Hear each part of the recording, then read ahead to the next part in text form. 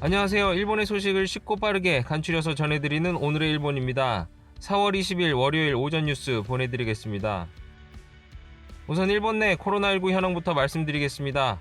확진자 1802명, 사망자 236명으로 파악되었습니다. 전일 대비 확진자는 491명, 사망자는 14명 증가한 수치입니다.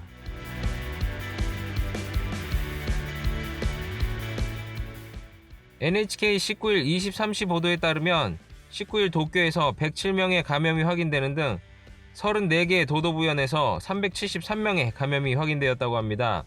18일 누적 확진자 수 1만 명을 넘어선 후에 공항의 검역과 전세기편으로 귀국한 사람들을 포함하여 크루즈선을 제외한 전체 확진자는 1806명으로 집계되었습니다.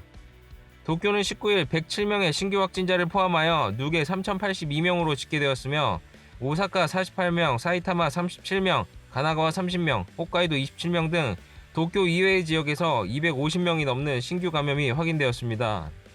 또한 시가현에서는 오츠시의 직원 10명이 감염이 확인되어 집단 감염으로 보여지고 있습니다. 또한 이날 도쿄 3명, 효고 오키나와 등에서 2명 등 12명이 사망하여 누적 사망자는 236명으로 파악되었습니다. 다음 소식입니다. 어제 확진자 수용이 가능한 병상 부족 현상과 의료진 부족으로 인한 의료 붕괴 가능성에 대한 기사를 보내드렸었는데요. 일본 정부가 경증자 수용을 위한 숙박시설을 확보하였다는 소식입니다. 니시무라 경제재생 담당상은 19일 코로나19 바이러스에 감염된 경증 또는 무증상 확진자를 수용할 수 있도록 전국 21만 개 이상의 호텔을 확보하였다고 밝혔습니다. 매일 급증하는 확진자 수에 한 줄기의 빛 같은 소식이 아닐 수 없습니다. 하지만 이와는 반대로 여전히 열악한 의료 상황은 지속되고 있다고 합니다. 특히 병원에서 사용하는 의료용 마스크와 가운 등 코로나19 바이러스에 대한 감염 보호 장비의 부족이 심각하다고 하는데요. 2020년도 추경 예산에 감염 보호 장비 구입 비용으로 약 1,600억 엔을 포함하였지만 충분하지 않아서 일선 의료진들에게까지 환자를 돌볼 보호 장비 등이 제대로 공급되지 않고 있다고 합니다.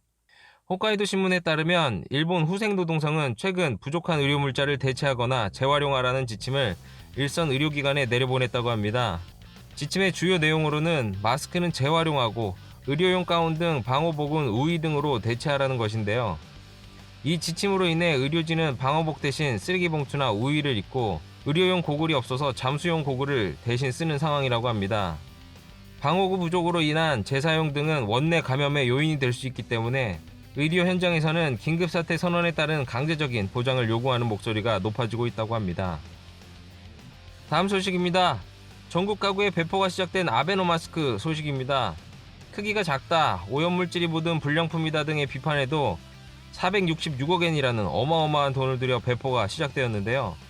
각종 비판에도 불구하고 아베 총리는 수요는 있으며 합리적인 사업이다라는 의견을 내비쳤습니다. 하지만 이 계산 또한 오산이었던 것 같습니다. 코로나19 바이러스가 확산되면서 품귀 현상을 보이던 마스크가 조금씩 유통되고 있으며 온라인 또는 오프라인 매장에서 공급이 회복되기 시작하고 있다고 합니다. 도쿄 시내에 위치한 한 식료품점에서는 2,000에서 5,000개의 마스크를 판매하고 있으며 50매 세트를 4,000엔, 한 장당 80엔꼴로 판매를 하고 있다고 합니다. 이렇게 연일 비판 일색인 아베노 마스크인데요. 이 아베노 마스크를 이용하여 리메이크를 한 사례가 있어 화제가 되고 있다고 합니다. 왕코씨는 아베노 마스크를 이용하여 작아서 제대로 가려지지 않던 마스크에서 코에서 턱까지 제대로 덮이는 마스크로 변신시켰다는 트위터의 게시글로 화제가 되고 있는데요. 이를 본 사람들의 반응은 이런 방법이 있었다니 이거야 베트노 마스크, 이왕이면 이걸 나눠줬으면 좋겠다는 반응을 보였습니다. 이렇게 간단하게 국민들의 공감을 얻을 수 있는 방법들이 많은데 왜 맨날 아베 총리는 다른 길로 가는지 모르겠습니다. 다음 소식입니다.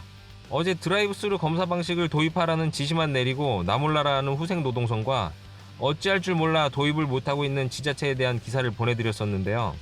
드라이브스루 방식을 도입해서 채소를 파는 가게가 화제가 되고 있어 소개시켜드리려고 합니다. 코로나19 바이러스 확산을 방지하기 위해 치바현의 상점에서 드라이브스루 판매 방식을 도입하는 움직임이 확산되고 있다고 합니다. 특히 한 야채 가게는 20종류 이상의 제철 야채와 5kg의 쌀 등을 조합한 바구니를 운전석의 창문을 통해 주문받은 후 트렁크에 실어주는데 주문에서 상품 적재까지 약 20초 정도밖에 소요되지 않는다고 합니다. 또한 손님들끼리 접촉할 염려도 없고 하루에 1000세트 이상 팔리기도 하며 인기가 매우 좋다고 합니다.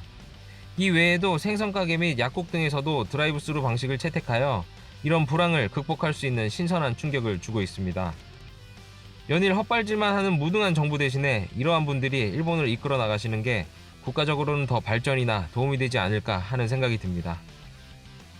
마지막은 소프트뱅크 손정희 회장의 트위터에 올라온 글을 하나 소개해드릴까 합니다. 예전에 코로나19 검사 키트를 기부하겠다고 밝혔을 때 많은 이들에게 문매를 맞기도 하고 다음 달부터는 월 3억 장씩 마스크를 공급하기로 했다는 손정희 회장에 대한 기사가 있었는데요. 손정희 회장의 트위터에 눈에 띄는 글이 있어 소개를 해드리려고 합니다.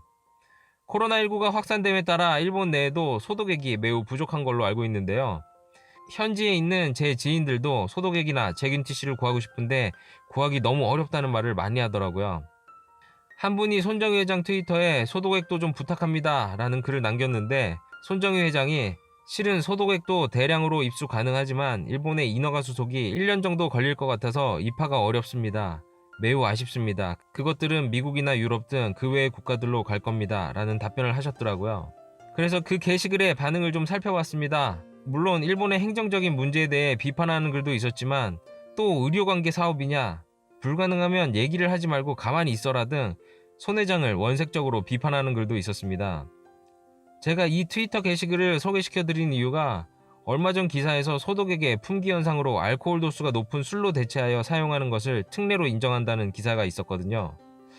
도수 높은 술을 소독액으로 대체품으로 하는 특례를 인정하지 말고 이런 비상사태의 시기에 소독액을 간편한 절차로 가지고 올 수 있는 특례를 인정해주는 게 맞는 게 아닌가 싶어서 소개시켜드려 봅니다.